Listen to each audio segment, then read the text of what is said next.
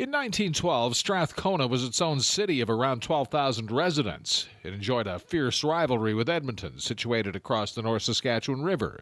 It was a big urban center right across the river from Edmonton, and it had all sorts of wonderful buildings like the public library we're standing in front of and the Presbyterian church right behind us.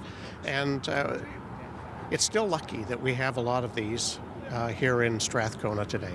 Women had not yet won the right to vote. It was the year the Titanic sank, and Edmonton and Strathcona were referred to as the Twin Cities. The only reason there was a Strathcona was because the railway came up from Calgary in 1891, arrived in South Edmonton, wasn't called Strathcona until 1899, and things began to grow around the end of steel in 1891.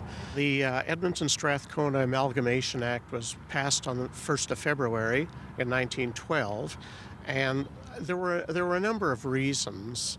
I think the building of bridges, the low-level bridge, the high-level bridge was almost completed at the time of amalgamation, was drawing the cities together, and people saw the benefits of Greater Edmonton. In fact, there may be a feeling that there was quite a lot of resistance to amalgamation, but it was popular with Strathcona as well at the time.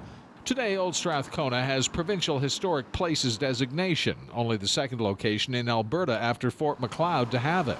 Old Strathcona Foundation executive Karen Tabor talked about the 100th anniversary plans. That in itself is significant. We're looking for national designation as well for this area because it does have one of the highest concentration of pioneer buildings in North America that are left in a geographic area. So they're young, that's why there is such a high concentration, and we've unfortunately lost a few to fire. Our signature events that the foundation has been putting on for years include the Silly Summer Parade that happens every year on July the 1st, and our fundraiser, which is called A Taste of Old Strathcona, which is always in the fall. This year it's on September 28th. So those two events will feature the amalgamation. Edmonton's historian laureate Ken Tingley called the Strathcona-Edmonton amalgamation a major event in Alberta history.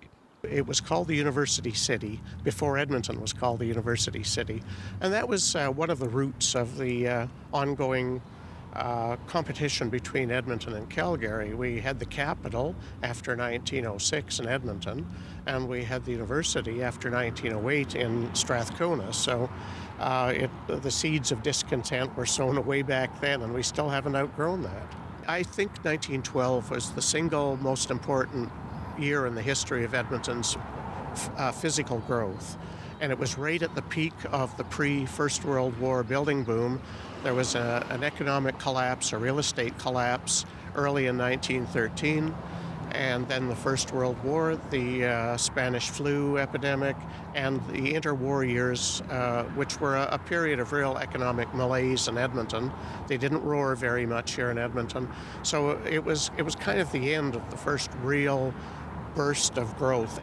Tim Dancy, Shaw TV, Capital Region.